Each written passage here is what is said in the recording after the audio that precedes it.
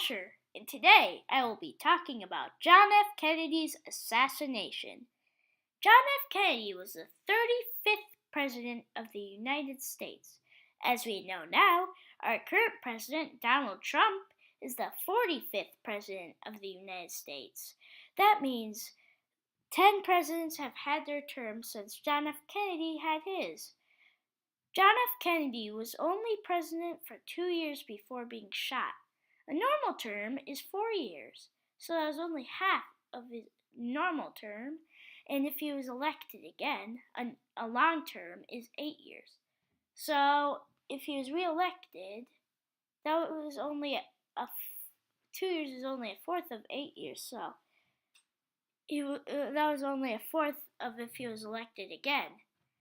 He was shot by Lee Harvey Oswald while in a motorcade on his way to Dallas, Texas with his wife, who luckily survived. Even to this day, no one knows if Oswald did the assassination alone or for a group. But before John F. Kennedy died, he had some really good speeches that had really good quotes that came with them. Here are a couple. Leadership and learning are indispensable to each other. Efforts and courage are not enough without purpose and direction. Every accomplishment starts with the decision to try. Ask not what your country can do for you. Ask what you can do for your country. Those who make peaceful revolution impossible will make violent revolution inevitable. Ask not what your country can do for you. Ask what you can do with for your country. I read that one already. I would rather be accused of breaking precedents than breaking promises. Survived. Kennedy, after he had died in the hospital because there was not much they could do for him, was placed in a plane to be flown away. But first, a brief funeral happened. Police arrested Lee Harvey Oswald, who was recently hired at the Texas School Book Depository for assassinating Kennedy.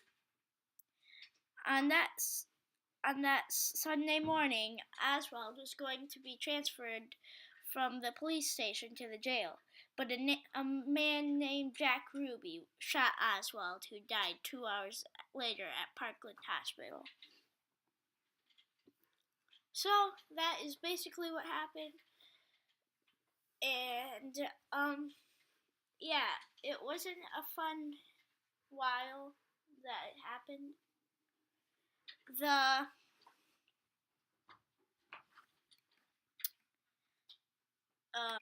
The conflict of John F. Kennedy's assassination was he was assassinated on his way to Dallas, Texas while riding in a motorcade by Lee Harvey Oswald, who was going to go to jail, but a man named Jack Ruby shot him, and everyone seemed to all be sad, and they didn't know what to do for a while. So yeah, it was a really sad couple of days, and lots of people went to the memorial, and